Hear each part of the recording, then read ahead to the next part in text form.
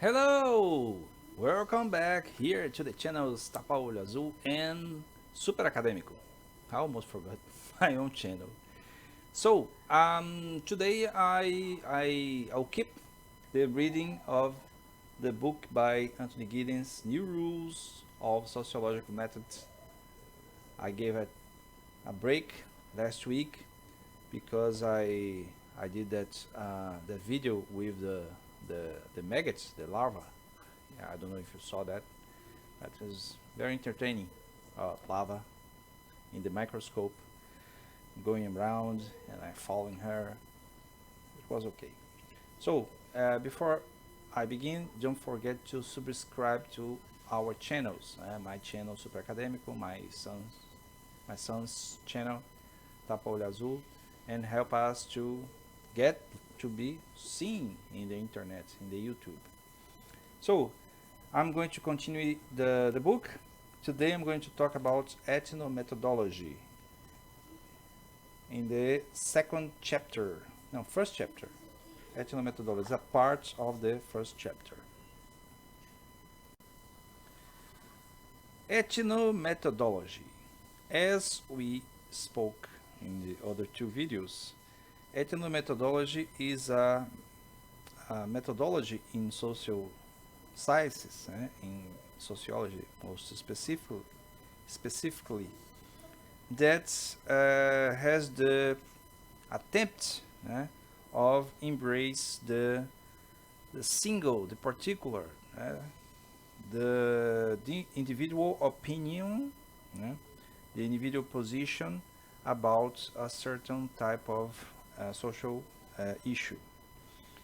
The study of the everyday word, the word of the lay person, as opposed to that of the scientist, is one point of view that must be valued according to this ethnomethodology. So it can be some kind of a lay opinion, they say here, lay person opinion about the matter, not only the view of the scientists. A separation which Garfinkel, it's a ethnomethodologist, very famous, he's from Australia, I think, makes between the rationality of science and the rationality of common sense or of the natural attitude. So it's a differentiation that is made. So when we observe certain aspect of the social life, you can view by the point of view of the science and by the point of view of the common sense.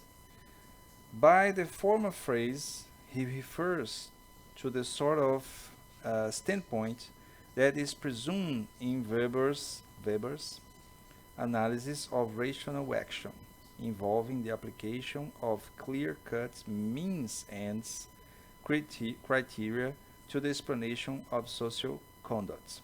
So, rescuing, remembering the Weber theory, the social action in the modern society is based on means to reach some ends. It's directed to the ends of the action. So, in this way, it cannot be purely rational, the action, because the people, the common people, act not only by rationality, by reason. People act for other motivations. And such rationalities, which are relevant to the concerns of practical day-to-day life rather than to those of social sciences. So it's an objective of ethnomethodology to value this other point of view, other than the social sciences point of view. The criteria of rationality that operates in the latter, on the other hand, for example, that concepts should be precisely defined as generalized as possible, and context-free, I don't think so, are not those which interest lay actors. Because lay actors, lay people, common people, we, in our ordinary everyday life, we act not with context free. It's always in the context. So the context makes us uh, give the meaning to the problems, give the meaning to our actions. Well, there's an expression here that I don't understand entirely. Crops up. Crop must be something like grow, huh? He expects, that's something that Carfinkel writes. He expects that the other person employs the same expectancy in a more or less identical fashion, and expects that just as he expects the relationship to hold for the other person expects it to hold for him. So, translating that is to be like something like when I do something in a context of a social relation, I tend, I'm pushed forward, I'm pushed to the comprehension that the other person, I expect the other person to act in the same way, with the same kind of context, same kind of rationality. I I comment here that it should be like the Hugo Habermas dream, to have some such a space of reasonable debate in the society. The attitude of the social scientific observer is the opposite of this, involving the suspension of the belief that things are as they appear, and is ideally not influenced by the pragmatic demands that dominate the natural attitude. So, we as social scientists tend to believe in that. We are drawn to believe that we can observe things without this kind of prejudice or, I don't know, context. Our presence is is judged as not influenced by what is happening. That's impossible. As a social science, I can say that's impossible to have this situation where we observe a social event, a social fact, and not get involved in a judgment. According to Garfinkel, the proposal underlying ethnomethodology is that the activities whereby members produce and manage settings of organized everyday affairs are identical with members' producers for making those settings accountable. It's like what everybody in the society do. You have to take responsibility for the actions. So he mentions Austin, that's another ethnomethodologist, for the notion of no, Austin is a language. It's a language philosopher. I remember now. For the notion of illocutionary acts. The words are also deeds. Ends. No, sorry. Ethnomethodology. Carfcon 6 only rarely to draw upon the terminology of the above mentioned philosophers, and instead uses the terms indexicality and indexical expression that comes from Peirce. That's a pragmatic philosopher, American pragmatic philosopher, Charles Sanders Peirce. So it's like the application of some notions from language philosophy, eh, analytic philosophy, to apply to the ordinary, uh, the ordinary discourse, the ordinary speech from the normal, the regular people in society. This is a direct influence, I think, from Wittgenstein.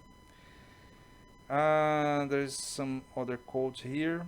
As they occur in ordinary discourse, such expressions are the very stuff out of which social activity is organized by, by its members. As a practical accomplishment, Kafka claims. But the scientific observers, they are just obstructions to the descriptions of social activity. So it's like we as social scientists, we're like something that stops the comprehension of the social events because we do an interpretation and we do not describe what it is. And we interpret what it is and we describe in our own way, in our own comprehension. This is never something that is given, but depends upon the reflexivity, no, reflexivity, yes, of actors' accounts. The latter are constituent elements of what they are about. Members know, require, count on, and make use of this reflexivity to accomplish, recognize, or demonstrate rational adequacy for all practical purpose of their producers and findings. Oh, in the direct way to say that is that everybody, all the people, do produces meaning in their actions and produce some kind of a science, some kind of a speech of discourse. It's the role of the ethnomethodology to pick up this speech, this discourse, and make the science with that, but not doing interpretation, but describing and just reproducing that. So he returns to the philosophers of language. The unity of linguistic communication is not, as has generally been supposed, the symbol word of sentence, or even the token of the symbol word or sentence. As but rather the production or issuance of the symbol word or sentence in the performance of the speech act. It's interesting to note that the things that I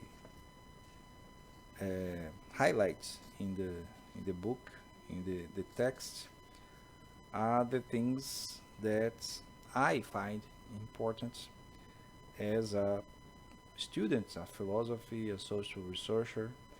So I think it's kind of an example of what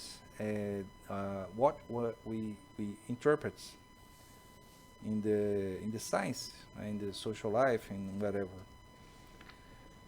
So this repeat as a repetition here of what we do. We pick up in the normal language, in the everyday language, the things that we interpret important to understand the social facts. Ethnomethodology can no more be indifferent to sociology than sociology can be to it. It's true. It's true. Sociology has been influenced by ethnomethodology, and the ethnomethodology cannot be free of the social theory, the classical social theory, the contemporary social theory. So there must be some kind of confluence, some kind of a uh, join forces to understand better the social facts. The central postulate of ethnomethodology indeed is that the activities that produce the settings of everyday life are identical with actors, producers, for making these settings intelligible. As I said before, everybody in everyday life produces meaning in what one people do. What we do in everyday life, we produce meaning of that.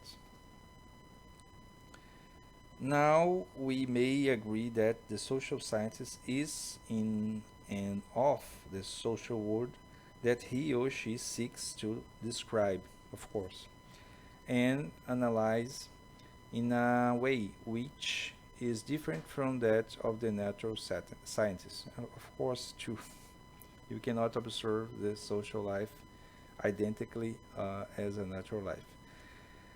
So we cannot escape confronting issues posed by the relation between actors and observers' accounts. I can say that for own experience, I was very much influenced by the relationships that I developed during my field work so many years ago, 25 years ago. Ethnomethodology is itself an artful practice that is made accountable by its practitioners. Yeah. More you get involved, more you produce meaning, you produce significance with that. The background of social scientists and the regular people interferes with the relation during the research and interprets practice in terms of Western ideas of scientific understanding. The observer is committing a category mistake, parallel to trying to understand the rules of one game by means the assumptions grounded in the rules of another. It's mainly, that's why they rise here, a language problem. I told you the later Wittgenstein concerned with problems of action and meaning and with explication of these in terms of intentions, reasons, and motives. I said that it was like Wittgenstein. I knew that I would highlight that. So that's the great problem. It's a language problem because it's a relation problem. It's a problem between people, between different people that need to communicate. The researcher and the subjects of the research are both people that need to communicate, and that's a language. There is a language implication in that, an involvement that cannot be ignored by the social science. So video got a little bit long, 18 minutes. I'm stop here. Next topic will be the significance of interpretative sociologies. It's a continuation of this problem of the involvement of the social sciences with the society. We are part of it. So don't forget to like, subscribe, and see you next video.